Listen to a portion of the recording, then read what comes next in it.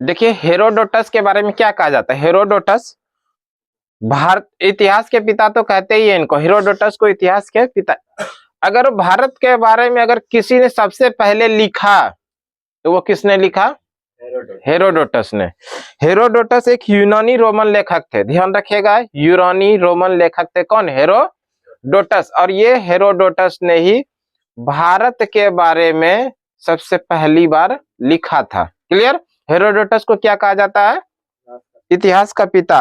और इसी हेरोडोटस का एक प्रसिद्ध पुस्तक भी है, हिस्टोरिका, और इसी हिस्टोरिका में भारत के बारे में इन्होंने सर्वप्रथम लिखा था। मेगास्थनीज, मेगास्थनीज भी जो है ना, यूनान का एक शासक था जिसका नाम है सेल्यूकस निकेटर। इसी सेल्यूकस निकेटर का राजदूत था जो भारत में आए थे। मेगास्थनीज किसके दरबार में आए थे? चंद्रगुप्त मौर्य के दरबार में आए थे। और चंद्रगुप्त मौर्य के दरबार में आकर के इन्होंने मौर्य समाज के बारे में लिखा था एक पुस्तक के अंदर, और वो पुस्तक का नाम है इंडिका, है ना। ध्यान रखिएगा, इंडिका पुस्तक के लेखक कौन है? मेगास्थनीज। मेगास्थनीज, मेगास्थनीज किसके दरबार में आए थे? चंद्रगुप्त मौर्य के दरबार में आए थे। और किनका राजदूत बनकर आए थे? सेल्यूकस निकेटर का राजदूत बनकर वो भारत में आए थे। मौर्यकालीन इतिहास की जानकारी उसके किस बुक के अंदर मिलता है? इंडिका के अंदर। टॉलमी, टॉलमी ये भी एक यूनानी लेखक ही थे। टॉलमी ने एक प्रसिद्ध पुस्तक लिखा है, बताइए कौन सा? भारत का भूगोल। भारत का भूगोल नामक प्रसिद्ध पुस्तक लिखा है किसने? टॉलमी ने। और एक प्रसिद्ध पुस्तक है दूसरा जो कि प्लिनी ने लिखा है, नेचुरल हिस्ट्री। ये भी ध्यान रखिएगा, नेचुरल हिस्ट्री नामक पुस्तक कौन लिखा है? प्लिनी। और इस नेचुरल हिस्ट्री के अंदर में ना भारत के अंदर भारतीय पशु, पेड़ पौधे, खनिज पदार्थ, पशु पक्षियों, इस सारे चीजों के बारे में लिखा है। किसने लिखा है? प्लिनी ने लिखा है। और किस बुक के अंदर लिखा है? तो नेचुरल हिस्ट्री। देखिए फाइयान के भी बारे में पूछा जाता है, फाइयान किस देश का लेखक है? और वो चंद्रगुप्त द्वितीय के दरबार में भारत में आए थे। फाइयान जो है भारत में किसके दरबार में आए थे? चंद्रगुप्त द्वितीय के दरबार में आए थे। फाइयान कहाँ का रहने वाला था? और वो यहाँ पर आकर के 14 वर्षों तक भारत में रहे थे। मध्य प्रदेश के समाज के बारे में उन्होंने लिखा था, समाज और संस्कृति के बारे में। किस राज्य के बारे में लिखा था? मध्य प्रदेश की जो जनता है कितनी सुख है, कितनी समृद्धि है यहाँ पर, उनके बारे में लिखा था। किसने? फाइयान ने। जो फाइयान कहाँ से आया था? चीन से आए हुए थे।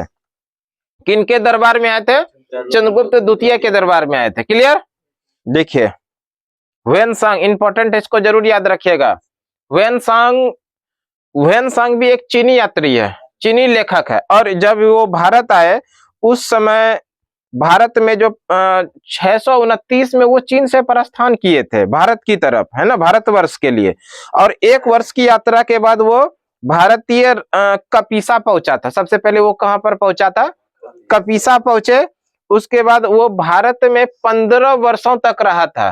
कितने वर्षों तक रहे थे? 15 वर्षों तक भारत में रह करके 645 ईस्वी में वो चीन लौट गया।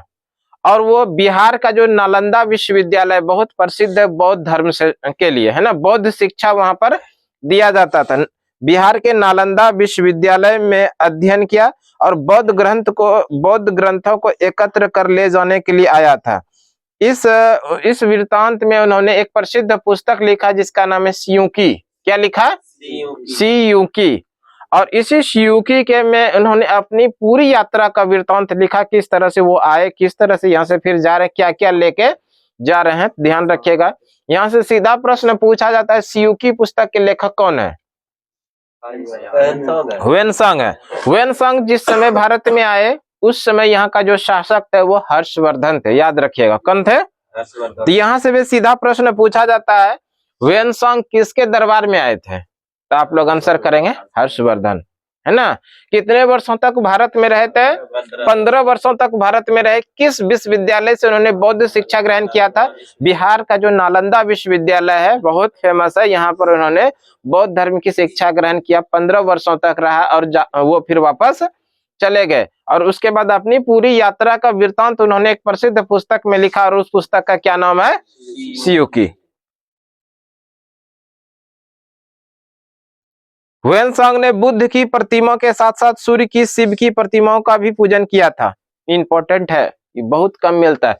ह्वेनसांग ने गौतम बुद्ध की प्रतिमा के साथ साथ में भगवान शिव की प्रतिमा का भी पूजा का वर्णन किया है, तो ध्यान रखिएगा। अरबी लेखक में आता है अलबरूनी। अलबरूनी भारत में किसके साथ आए थे? अलबरूनी भारत में मोहम्मद गजनबी के साथ आए थे, और उन्होंने ही यहाँ पर आकर के एक प्रसिद्ध पुस्तक लिखा था जिसका नाम है किताब उल हिंद, या उसी को बोलते हैं तहकीक हिंद। और ये जो लिखा था किस भाषा में लिखा था? तहकीक हिंद अरबी भाषा में, जिसको कि हम लोग आज के डेट में कहते हैं भारत का खोज। क्या कहते हैं? भारत का खोज। आपको सीधा प्रश्न पूछा जाएगा, अलबरूनी ने भारत में एक प्रसिद्ध पुस्तक लिखा था जिसका नाम है किताब उल हिंद, किस भाषा में? अरबी भाषा में लिखा था, है ना। उसी का एक और नाम है तहकीक हिंद, जिसको कि हम लोग आम बोलचाल की भाषा में बोलते हैं भारत की खोज। क्या बोलेंगे? भारत की खोज। उसके बाद है इब्न बतूता। इब्न बतूता के बारे में क्या जानते हैं? इब्न बतूता मोहम्मद बिन तुगलक के शासनकाल में 1333 में आया था।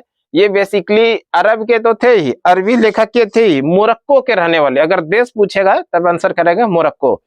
1333 में मोहम्मद बिन तुगलक के शासनकाल में ये आए थे, और यहाँ पर आकर के अपने जीवन यात्रा का वृत्तांत इन्होंने लिखा था। एक प्रसिद्ध पुस्तक है रेहला, है ना। कौन सी पुस्तक लिखा था?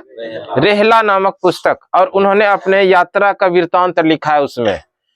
तो इस तरह से इसको भी याद रखिएगा। इब्न बतूता किसके दरबार में आए थे? मोहम्मद बिन तुगलक के शासनकाल में आए थे। कब आए थे? 1333 में आए थे। कहां से, किस देश से आए थे? मोरक्को यात्री थे, है ना।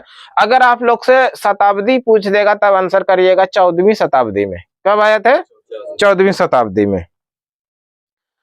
मार्को पोलो 13वीं शताब्दी पांडी देश की यात्रा से आए थे। चलिए, इसके बारे में विशेष नहीं है। हाँ, अब हम लोग आगे आज पढ़ते हैं नया चीज। ये तो पढ़ लिए।